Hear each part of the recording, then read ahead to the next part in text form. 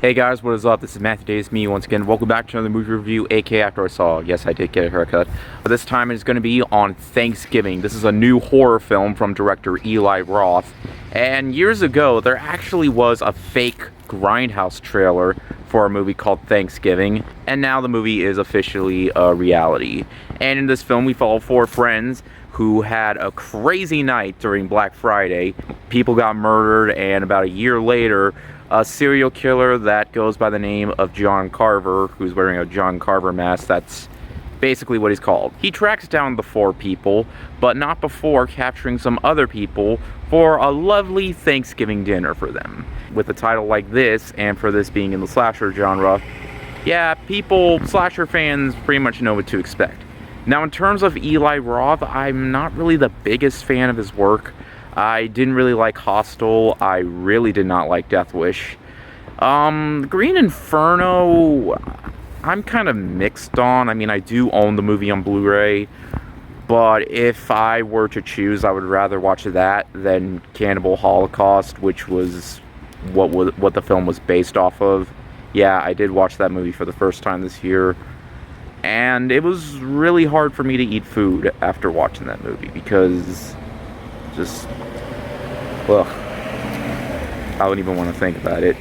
In terms of my favorite film that he's made, it just so happens to be a kid's film called The House with the Clock in Its Walls. It really impressed me that he managed to make a pretty decent kids movie, more than a decent enough horror movie. I mean, I liked Cabin Fever, but after seeing this film, this is by far his best work in, like, forever. I had myself a really bloody good time with this film. There have been a lot of, like, slasher films that have come out this year that I had very low expectation for, but it's been a surprisingly decent year for slasher films, and specifically films filled to the brim with gore and stuff. You're definitely going to get that here if that's really what you expect. In terms of the slasher villain himself, John Carver, I actually thought he made for a really fun villain. Like, he managed to pull off some really cool kills. He manages to pull off some that I would manage to expect for a film titled Thanksgiving, and he manages to pull off some really good ones, and there is bits of humor in the film as well that they managed to pull off surprisingly pretty well. I mean, there has been a lot of horror comedy themed films to come out this year as well, so yeah, there are a lot of types of horror films to come out this year. Comedy themed ones, gore filled ones, and slashers. That's pretty much all the types of genres mixed into one that have been coming out this year in terms of horror. Probably the funniest scene in this movie, in my opinion, involves a cat, which does not get killed, because I'm sick of that cliche in horror films. Any pet that gets killed, I am sick and tired of that. Can we just not have that in the movies? I came to watch these movies to have fun, not feel depressed. But yeah, if the cat did get killed, then it wouldn't be funny. In terms of the characters, they're alright. Though some of the performances in the movie are a bit weak, like some of the victims, when they get hurt, act like they just, I don't know, just got a prick on the finger sometimes. But that's only some of the characters. Should I really call them characters? Because they don't really have a whole lot of depth to them. They're just there to be killed off. And I definitely feel like the first two acts of this movie are definitely a lot better than the third one. I mean, I liked where the third act was going, but then there's a twist to the whole villain, because, you know, there was bound to be a villain twist, because pretty much Scream has popularized that. I mean, It's a Wonderful Knife had that as well, which is another holiday-themed horror film that came out this year, and I reviewed that last week. And it has your typical, like, horror ending cliches that you would see in, like almost any type of slasher film, and didn't really work for me a whole lot. And they could have shaved off maybe like 10 minutes, because you honestly came here for a bloody fun time, and there's more than enough bloody kills to make it worth the price of admission.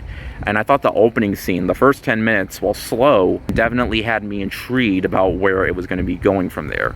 And in the end, guys, Thanksgiving was a bloody fun time. It has the right amount of blood to keep viewers having a very fun and bloody time. The tone of the movie, the way the movie plays out in terms of its humor, it manages to play out surprisingly really well. Eli Roth's direction, solid enough. There is definitely enough in this movie to keep viewers' eye bellies full.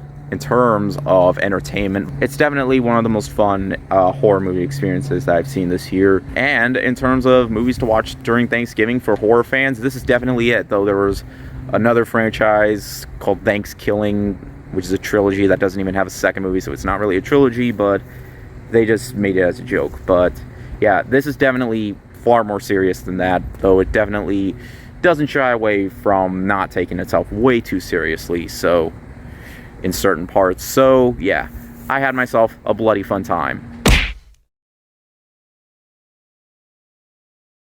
Good to know that there exist horror films that are great during the seasons of Halloween, Christmas, and Thanksgiving. I will be seeing the new Hunger Games movie, so yeah, look forward to that. I'll probably see that on Sunday. So yeah, I'm not sure if I'm gonna review it the next day. I don't know. Bottom line is I am gonna be seeing that. But anyways, thank you guys so much for watching, and I'll see you guys later. Ward out.